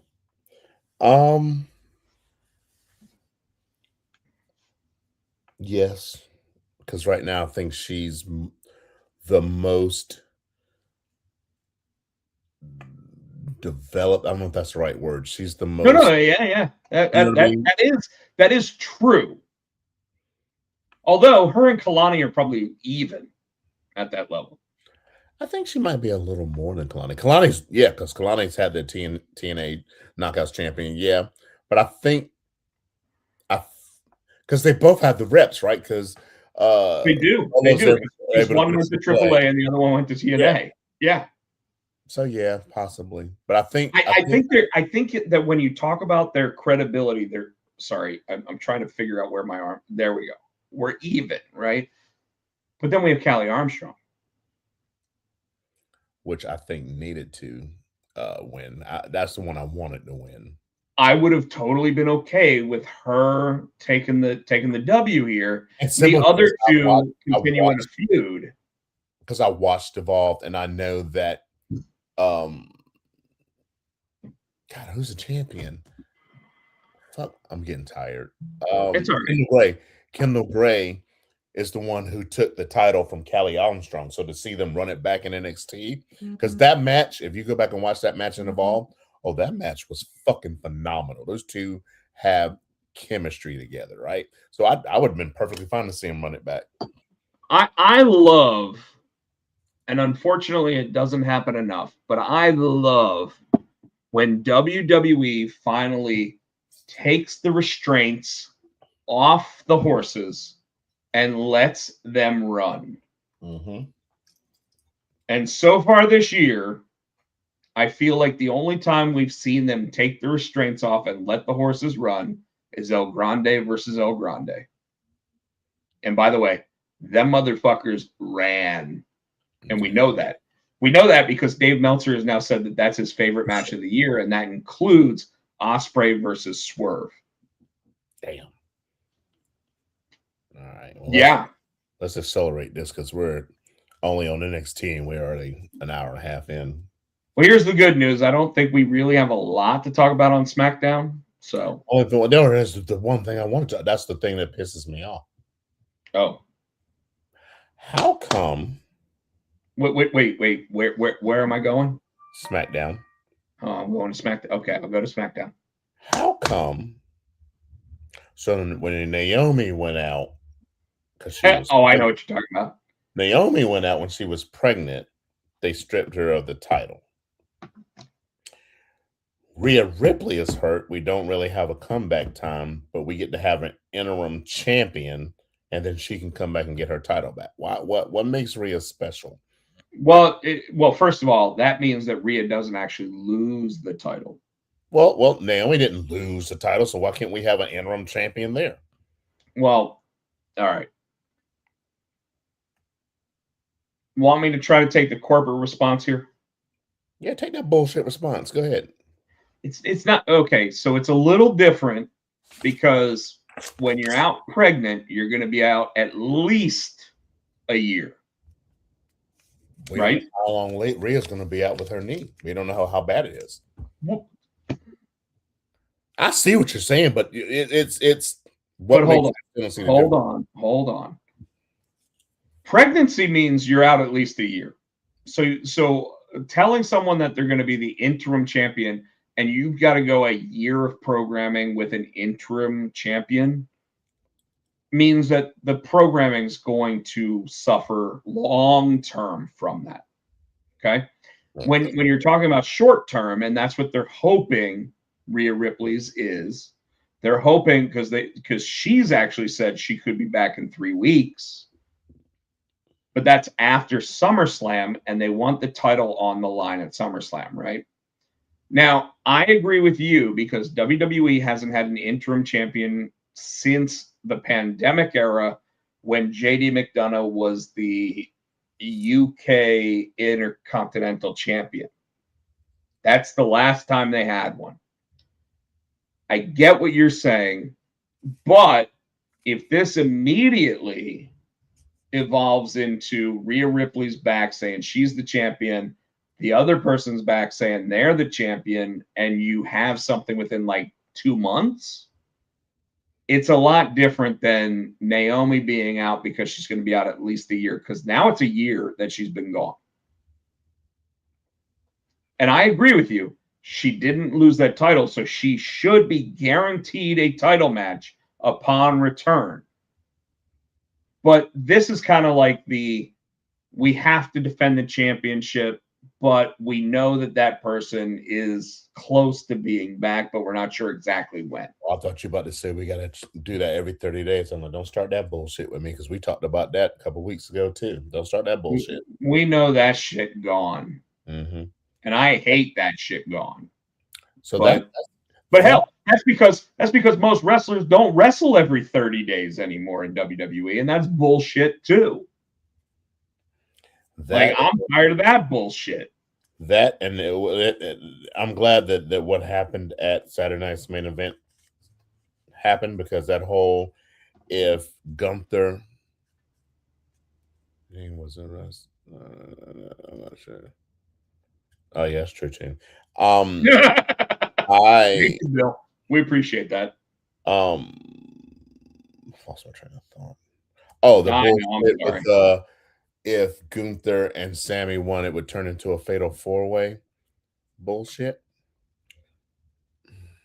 I'm tired of because we just did that shit at Night of Champions, right? So let's have one-on-ones.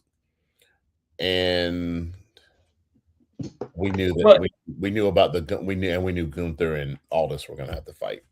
yeah, but now there's one guy who's completely left out of all of it, and that's fucking Sami Zayn. We still got 2 weeks though. I almost think we're gonna have another 3-way. I almost think he's gonna weasel his way back in because now Gunther's busy with Aldis. I think Sammy's gonna weasel his way back in. So you think, I hope Sammy's going to weasel his way back in, because I think that when he's wearing that shirt that says "Justice for Sammy," he's 100% right. That and Tino, we didn't. I don't think we really talked about this last week. Here's my problem with this. Sammy wins the title. He then gets screwed out of the championship by someone who's not even on the active employment line in Nick Aldis making a phone call to CM Punk, getting him to be part of that match. We talked about it last week because you were mad about how he said. I know, but I'm gonna take that into the other part. Okay. Sammy loses said title. We already know that. He then is held off of TV that week. They say he's taking a mental health day. Why the fuck would you ever keep the guy who was the world champion 5 days earlier off of the fucking program? We talked about that last week too. Did we? Yes, you did, because you said the same thing. Well, when they finally let Sammy on, Sammy doesn't even know what he needs to say because Sammy's sitting there going, I'm trying to mince my words. I'm trying to make sure that I say the right things. Shut up! Now you're saying terrible shit. And then your match, guess who got pinned? Fucking Sami Zayn gets pinned because he's the one being left off of fucking SummerSlam. And while I hope what you said is true, and he gets involved and gets added to that main event match, right now it looks like Sami Zayn had his SummerSlam 2 fucking weeks ago when he lost the title on Monday Night Raw. What's up, Chris Barrett? Oh, hell.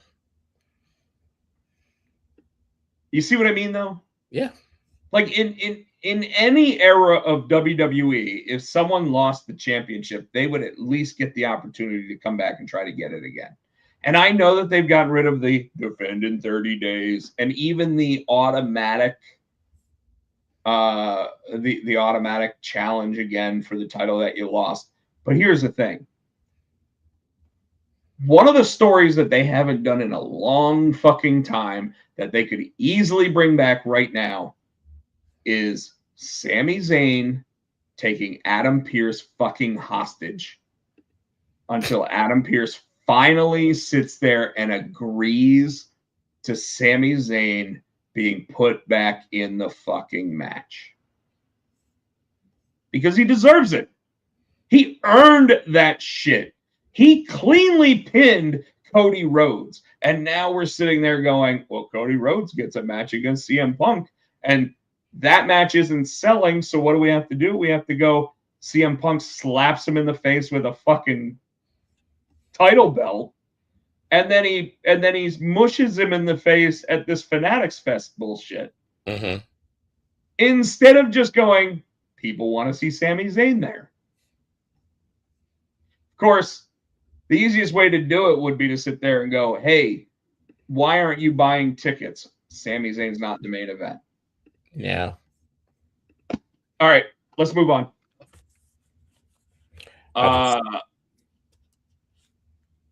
So you sent me a video today, Tino, of Gunther and Nick Aldis from Fanatics Fest. I'd already seen the video, but please tell everybody about it and what came of it. It just opened like it's a TikTok. It was real quick. Apparently, it was Triple H jumping between them. I think I missed the part where whoever pushed whoever. The video literally clicked on Triple H breaking them up and going, all right, you want it, you want it. Aldis and Gunther at SummerSlam, which we knew what was coming. And I think that came after, because we hadn't talked about Saturday Night's Main Event happened. So I think that came after what happened at Saturday Night's Main Event. We've kind of gone off the rails with what we're talking about. We'll talk about AEW real quick, but let's just go ahead and talk about what transpired at Saturday Night's Main Event. Lyra Valkyria. By the way, the one thing I do want to say about Saturday Night's Main Event is 3 of the 4 matches had blood in them this time. And I don't know if that's just I don't think that it was on purpose. I think that it was inadvertent that all of them had blood, but all of the matches except for the Danhausen match had blood in them. But I don't think that the Lyra Bailey match was supposed to. I think that was hard. That was an accident. I don't think any of the matches were supposed to. I think CM Punk getting his face cut wasn't on purpose. I think that Fallon Henley sitting there having that weird drip all the way around. I don't see where she got cut. I don't know, but she sat there and she went like that. And she's already one of the more attractive women on the SmackDown roster. So her doing something like that just makes me sit there and go, that girl needs a push. Because she's acting the role of the heel to that level where she's sitting there going, do it again. Let's see where we go with this. And I'm like, all right, I'm all for it. But then the Lyra Bailey match where Lyra looks like she's got a broken nose now. Also, they show where it happened. She had her not Becky. I keep saying Bailey. Bailey had her like on the ring apron and she hit her with that fist or forearm right across the bridge of her nose. I was like, and that's where, and then it was just pouring. It was those two were stiff during that match, and that match was easily the best match of the night. Oh hell yeah! Like it wasn't even a question. And the real question is whether or not that's Bailey's last appearance on a WWE wrestling program, because she did show up at Fanatics Fest with AJ Lee sitting on her lap, apparently. Okay. Yeah, I don't know. I did want to talk about something last week, and I wanted shoot. Like I said, we're already off the rails. Let's do it. No. It's something with SmackDown and talking about injuries, and we didn't talk about it last week. When Jade Cargill put Alexa Bliss's arm in that chair, do you think that's Alexa flexible enough to make it look like that? Because that fucking, oh my God. I do, but I did want to talk about this because what did they announce a week later, Tino? What was it? Jade and Charlotte? No. No. They announced the interim women's championship. They announced after Alexa Bliss was taken out by injury, let's go ahead and start a 5-woman ladder match. Well, I tell you that why they're doing that. This is their way of splitting Charlotte and Bliss up. Charlotte's going to go for that title now. They're trying to figure out which. I don't know why they want to push Charlotte so fucking bad when Alexa could probably be just as good as a champion, but they got a hard on for Charlotte, I guess, because she's a Flair. I don't know. Well, let me just go ahead and say this.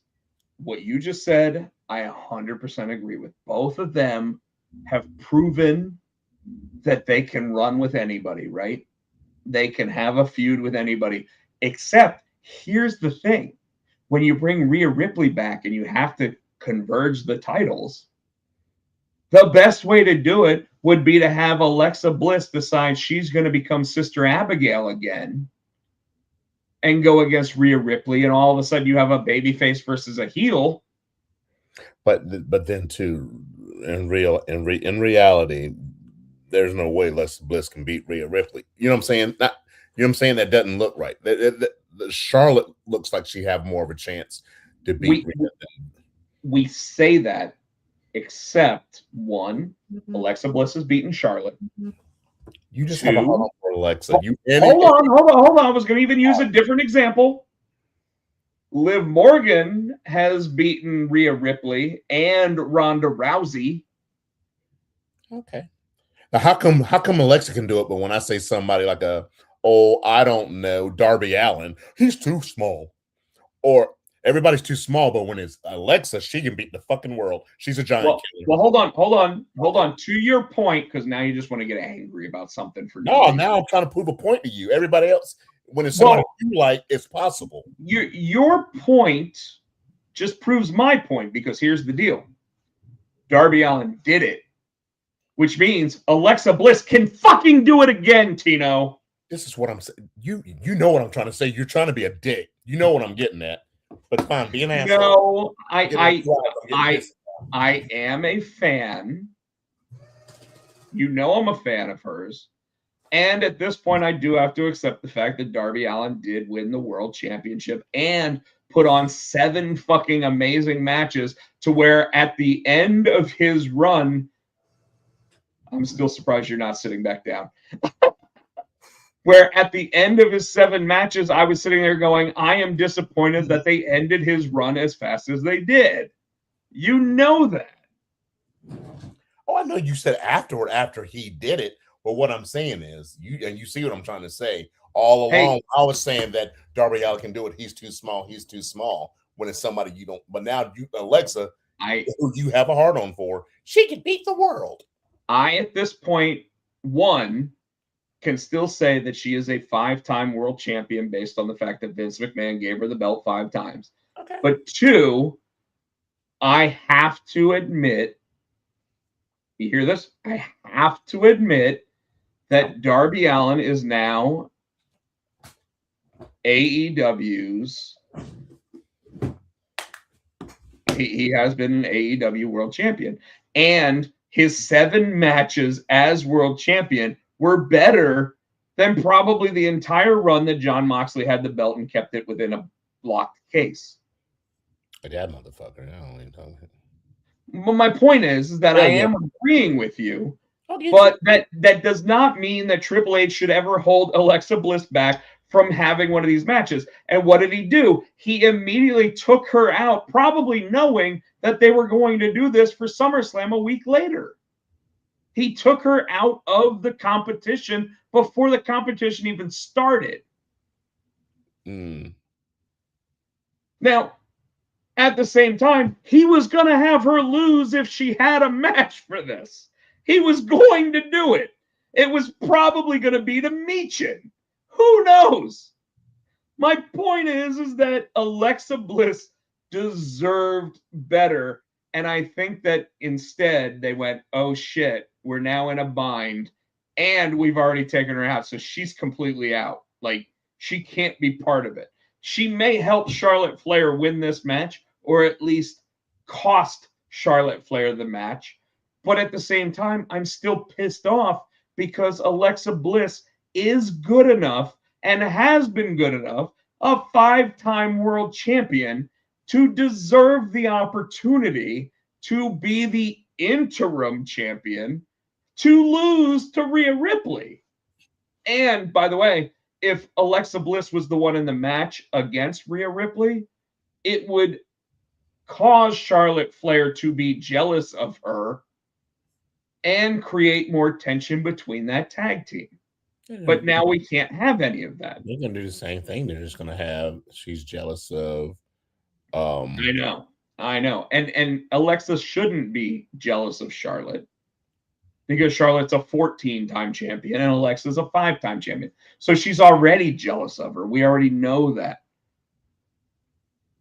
But Alexa was never meant, in Triple H's mind, Alexa was never meant to be a 5-time champion, because she never won anything in NXT under Triple H's supervision.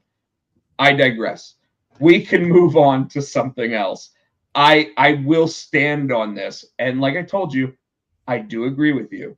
When it comes to Darby Allin, I have to accept the fact that Darby Allin became AEW World Champion and earned my respect as the champion in those 7 matches that he had over 4 weeks. Still lost it in a month. But 7 weeks of fucking phenomenal matches, Tino. Yes. In fact, maybe the best 7-week performance of any world champion ever in the modern era, because I can't talk about the Ric Flair just going from town to town bullshit. You know, his 30 days of Broadways. Yeah. I can't talk about that. But I can talk about on TV, Darby Allin's 7 matches over 4 weeks is probably the best span of world championship run until they just decided, fuck you, you're losing the belt because Max doesn't want to lose his hair. Yeah. Is that fair? Am I now in a positive grace in terms of Darby Allin? Well, we're 15 minutes from 2 hours away. We'll see. Come on, though. I had to defend my own statement there. Yeah. Anything from Saturday night's main event you want to talk about?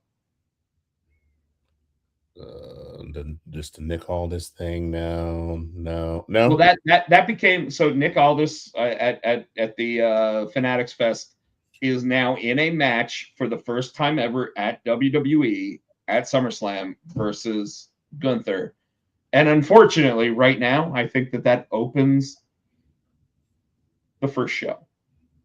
Okay. Yeah. Probably. I can see that happening. Yeah. I as much as I want it to be a solid like undercard main event match, because I mean you're talking about the guy who runs SmackDown versus the guy that retired John Cena, and this is going to probably open one of the 2 days. Yeah. Got nothing else to say about it? You just said yeah. Yeah. Yeah. No. Like I said, I'm getting tired. All right. AEW. I'm reading all the. They opened the show. Oh, I didn't watch any of this, so yeah, you have to let me know. You didn't watch Dynamite? Did they open the show with Omega, right? No. They opened the show with Cage and Cope versus the Death Riders. But when I say the Death Riders, it wasn't the guys we love. It wasn't Moxley and Claudio. It was Wheeler and Danny. It was. I did watch that because the dogs came out at the end. I think the Edge and Cope won. Edge and Cope. Cope and Cope and Cage Cage. won. Cage and Cope. Cage. Yeah, Christian Cage gets his name first. Came out to jump, and then the Switchblade and his gang came out. The show started with Mox telling Will Ospreay that he could not hesitate when it was time to take his shot, no matter what, no matter who was across from him. Now they pointed this out again during Collision, because Will Ospreay said he went to Tony Khan and said he needs more practice because he feels cold. And what made me laugh about that is because I was listening to Justin LaBar and what's his name on the show on Sunday, and they were laughing because Will Ospreay has literally been on every show wrestling for like the last month and a half. So him sitting there saying he still needed more practice and he was cold just made me laugh. Because it's like John Moxley. He's there every fucking week. Shut the fuck up. Yep. Take a week off. Let us breathe without you, you know? But then we got a match that I feel like everybody needs to watch, Tino, and that was Andrade El Idolo versus Jake Doyle.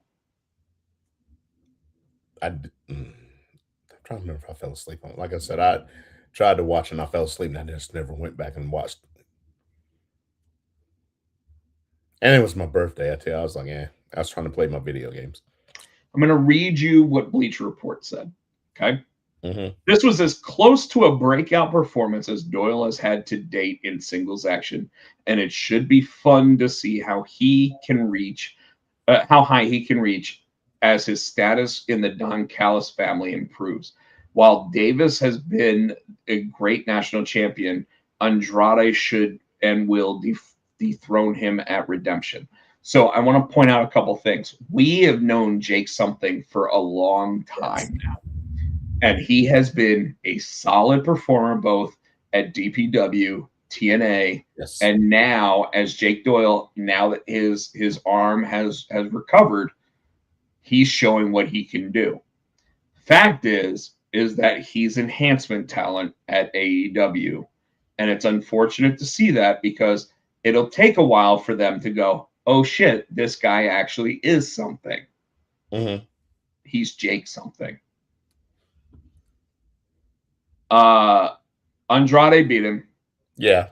And I guess Andrade is going to face Mark Davis at Redemption for the national championship. You know, the title that what's his face? Not Jungle Boy sat there and said, I've waited my entire life to win this championship, even though it's only been around for 6 months. Kenny Omega has his World Championship celebration. Now, this to me was a long, overdrawn segment that went way too long. I was okay with the Young Bucks coming out and actually applauding Kenny Omega for the way that it started. I was okay with Will Ospreay coming out and sitting there and like praising Kenny Omega, saying that he's the reason why he's the pro wrestler he is and everything else, and then started talking a little bit of that like spunk and that shit that those wrestlers that know that they've got a match for that championship start talking about. And then I got really annoyed when Kevin Knight came out and started saying that he deserved, because his name's the Jet, that he deserves a match against Kenny Omega at Redemption because he's owed one. And I don't know how you felt about this, but I was like, Kevin Knight's not winning that fucking match. This literally feels like when Dean Ambrose had the world title and went into a pay-per-view right after the Royal Rumble called Roadblock. And you knew that there was no chance he was losing the belt during that pay-per-view. And it's like, why the fuck? Yeah, it's a roadblock. It's a roadblock on the good stories you could fucking tell.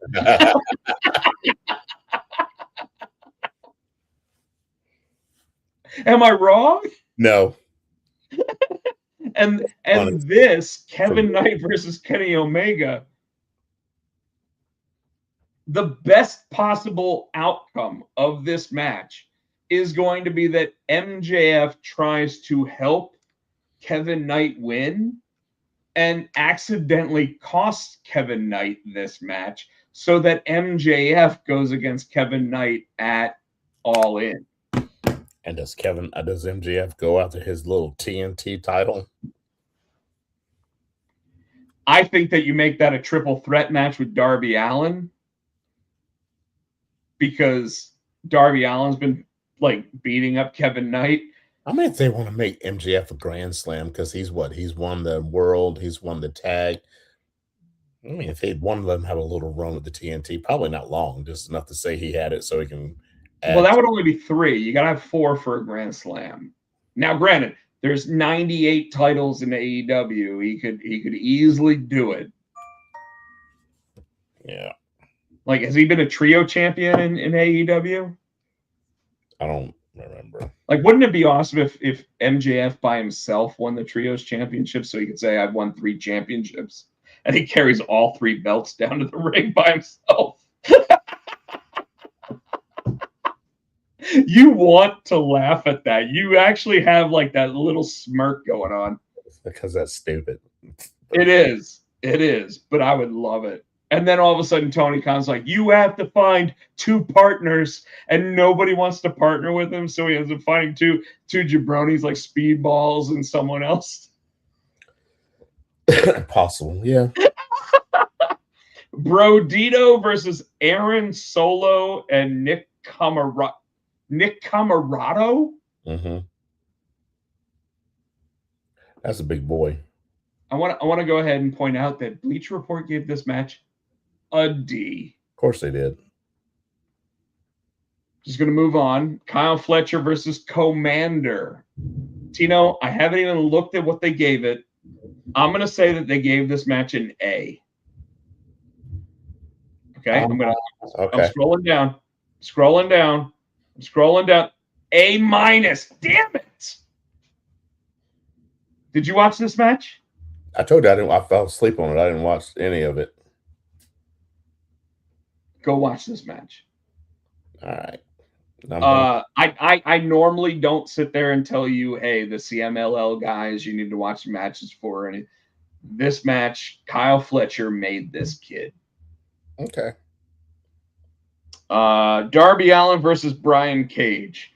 Brian Cage did that thing where he's literally holding Darby Allin up for a vertical suplex and walks him all the way up the stairs. Nice. Walks him 3 steps to the ring and then threw him into the ring.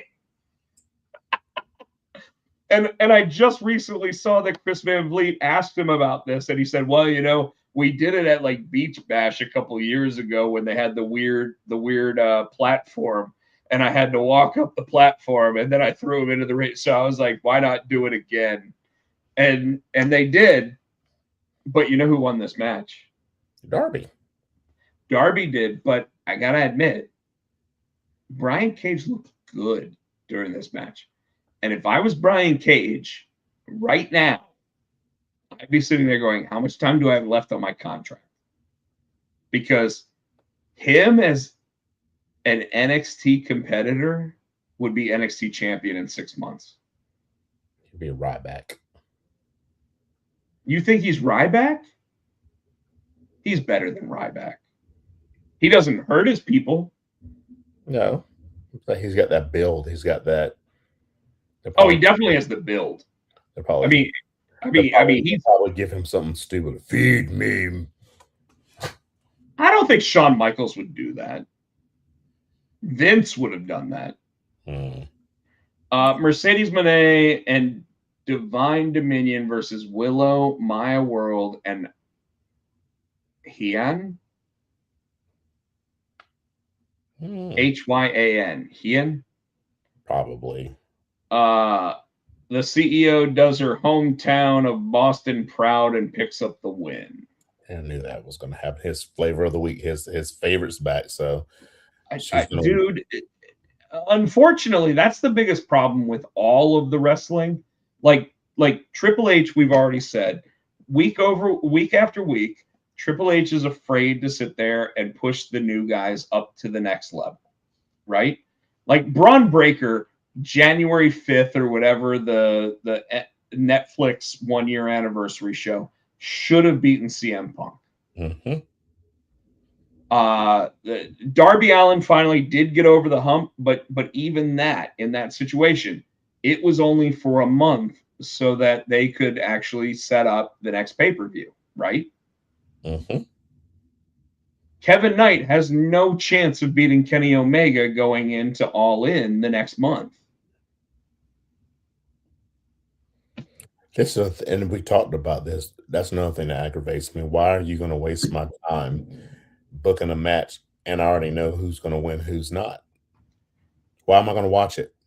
So the only thing I'll say about that when it comes to AEW is that at least they put on really high quality matches on their pay-per-views. And from me saying that, that's saying a lot, because you know that I am absolutely 100% going to dog the shit out of them for doing exactly what you just said. Yet I still watch on a weekly basis and go, let's see if they surprise me. And they don't. Mm. Now they did when who was that one that beat Chris Jericho randomly with the red hair that all of a sudden became like Oh God, I know who you're talking about. air something? Mm, I thought it was air something. I can see his face. I know who you're Yeah, talking about. Yeah. yeah, exactly. I thought it was air something. And like that's great. But it probably took Chris Jericho looking at Tony Khan going, "Hey Tony, put me up against this kid and let me lose to him by a roll up and just totally flip out because that is going to make the kid." Now you got me. I gotta figure out. A.R. Fox. No, it wasn't. Are you sure? Yeah, A.R. Who's Fox. A.R. Fox? He's a skinny black dude. He was in a feud with Christian's son. That dude who played Christian's son, Mama Wayne. He was in a feud with the Wayne kid. You're right. So that name sounds really familiar when it comes to it. I think he was in a group with him. He might have been actually.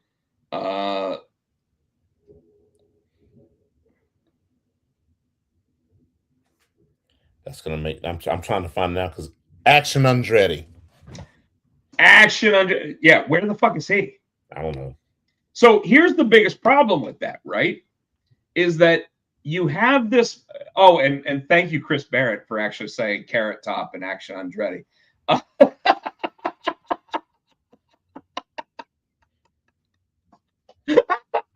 But here's the problem you run into with that is that like Chris Jericho can sit there and go, "Hey, I watched this kid on the indies. He's really fucking good.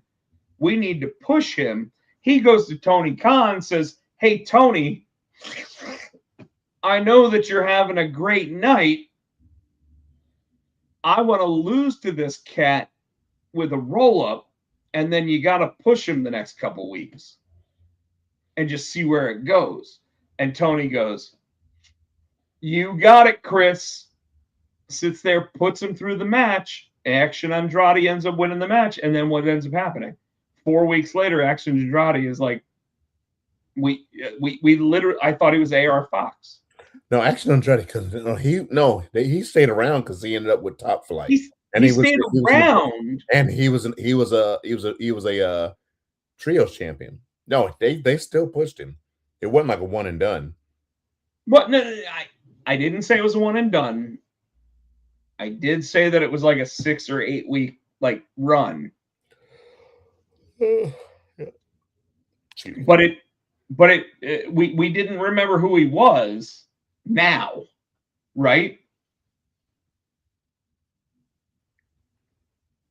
And like unfortunately in WWE, it's like, oh, Braun Breaker, we're gonna sit there and put you up against CM Punk the first week of the year, and then at Royal Rumble, you're just gonna get tossed out and be a nobody.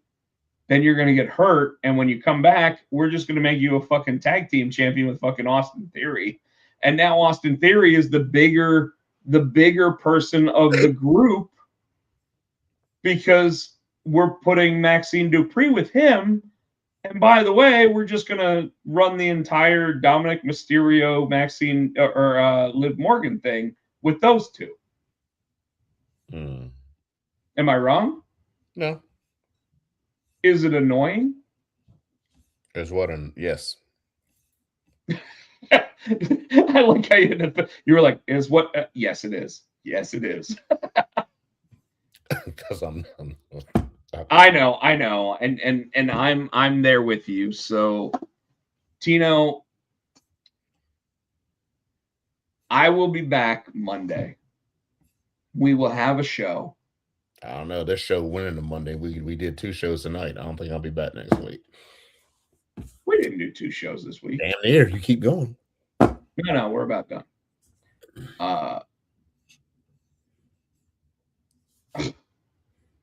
Chris Barrett.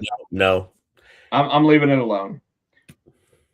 Tino, I'm going to be gone Wednesday morning.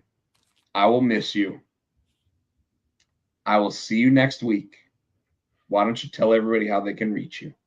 Reach me on the Insta SC Tino. You can find me on Blue Sky. You can find me on the TikTok Tino R Gray Music. You can find us on Facebook, Potsy and Tino Show. You can find us on X, Potsy and Tino. We're here each and every week on the Pots and Pans Network, 7 p.m. Please like, subscribe, buy our shit, give us a thumbs up. Thanks to Adam's House Cat for the wrestling song. You can find that on iTunes for 99 cents. 99. Even though we don't use it anymore, we still love those guys. We're still pushing. I can't. Yep. It won't do it. It'll do it when I'm not wanting it to do it. Yeah. You got balloons and shit when you're angry. No, you get balloons when you're angry, but you get when I hit the peace sign, it gave me the balloons. It does it when it wants to do it. I don't know. I don't know. Fuck this thing. It's punchy. It's so funny. Folks, I will be back next Wednesday or next Monday. I obviously am going to be in San Diego this weekend. If you are in San Diego and want to get a book signed by me or just talk to me, whatever, I will be at booth 2629 at San Diego Comic-Con at the Keen Spot booth. Thursday night, I will be hosting the Keen Spot panel in rooms 5A and B at 6 p.m. Pacific Standard Time. Tino looks like he's having a stroke because all of a sudden his mouth is just going to the one side. Now I bit my cheek. I hear that hurt. I hate that. But seriously, I love everybody. Hope everybody had a good night. Hope everybody had a fun show. Tino looks like he is angry with me. No, I'm just waiting. I'm tired, dude. When we get off here, I'm going to bed. When we log off, I'm out. No, you're watching Obsession when you go. Well, I would have, but I've been off here fucking an hour ago. Well, you can watch the first half tonight. No. Yeah, you can. You can. You can start it. Well, I can if you keep going. Yeah, you can. Shut the fuck up. Yeah. I'm logging off. You fucking piss. Anyways, folks, we love you. We'll see you next week. I will be here. Tino might not because he might be like in protest. I don't know what the deal is. 99 Jones and everybody else, we love you guys. We'll see you next time. Give me something. Okay. And with that, here is the Motor Shitty Machine Guns. Ready? Going. Motor City Machines and Potsy and Tino. For the Potsy and Tino Show. Thanks for watching.